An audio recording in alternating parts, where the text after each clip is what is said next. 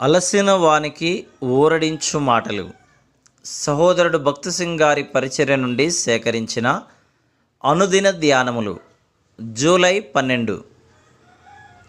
యెహోవా నా శైలము, నా కోట, నేను ఆశ్రయించి ఉన్న నా దుర్గము. 18వ కీర్తన 2వ వచనం. 4వ ఆశ్రయపురము బేసెరు. బేసెరు అనగా బలము అని అర్థం. మన బలహీనతలో యేసుక్రీస్తు ప్రభువే మన బలము. అనేక పర్యాయములు మనమెంతో బలహీనముగా, నిరుత్సాహముగా నగుదుము. పౌలు 2వ కొరింథీ 12:10లో నేనెప్పుడు బలహీనుడనో అప్పుడే బలవంతుడను, గనుక క్రీస్తు నిమిత్తము నాకు కలిగిన బలహీనతలలోనూ, నిందలలోనూ, ఇబ్బందులలోనూ, హింసలలోనూ, ఉపద్రవములలోనూ నేను సంతోషించుచున్నాను అని చెప్పుచున్నాడు. శోధనలయందు, శ్రమలయందు, మన బలహీనతలో దేవుడు వాటిని జయించుటకు అధికమైన శక్తిని మనకు అనుగ్రహించును. వ్యక్తిగతముగా యేసుక్రీస్తు ప్రభువే మన బేసెరు. మన బలహీనతలలో, మన పొరపాటులలో ఆయనే మన బలము. నా బలహీనత నాకు తెలియను, నేను తడబడుదును, నత్తివాడను, నేను మాట్లాడు ప్రతి మాటకు ప్రభువు సహాయమును కోరుకుందును. నా పరిచర్య ఆరంభంలో నన్ను నత్తివానిగా ఎందుకు చేస్తేవని దేవుణ్ణి అడిగి తిని, నీవు నా మీద సంపూర్ణంగా ఆధారపడవలనని ఆయన నాకు చెప్పెను.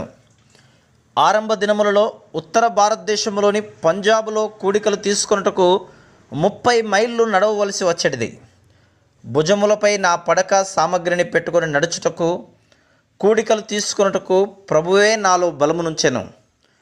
ప్రభువా, మేము నీ సేవకులము, నీ చిత్త ప్రకారము నీ సేవకు వెళ్ళుచున్నాము, మాకు బలము నిమ్ము అనే విశ్వాసముతో మనం ప్రార్థించవలెను.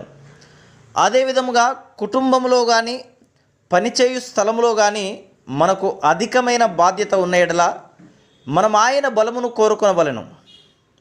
మన హద్దుబాటులలో, బలహీనతలలో ఆయనే మన బేసెరు.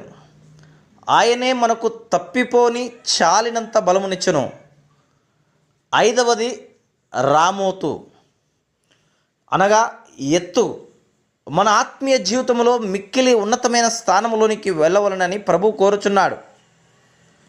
ద్వితీయోపదేశకాండము 32:11-13 వచనములలో పక్షిరాజు తన పిల్లలు ఇంకా చిన్నగా ఉండగానే అవి పైకి ఎగరవలనని వాటి గూడు రేపును. అదేవిధంగా ప్రభు మనము ఆత్మీయంగా ఉన్నత స్థానములోనికి రావాలనని కోరుచున్నాడు.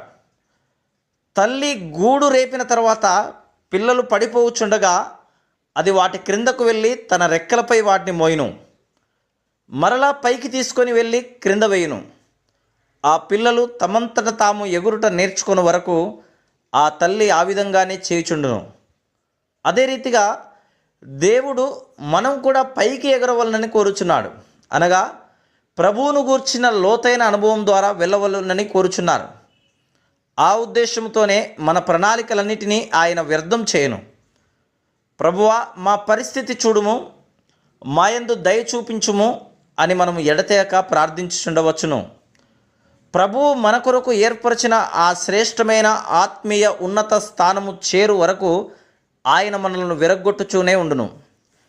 ఆయన ప్రణాళికలోనికి మనల్ని తెచ్చుటకు మన ప్రణాళికలన్నిటినీ విరగ్గొట్టుచుండును. అప్పుడే మనం ఆయన వాక్యమునందలి దాగి ఉన్న మర్మములను అనుభవించగలము.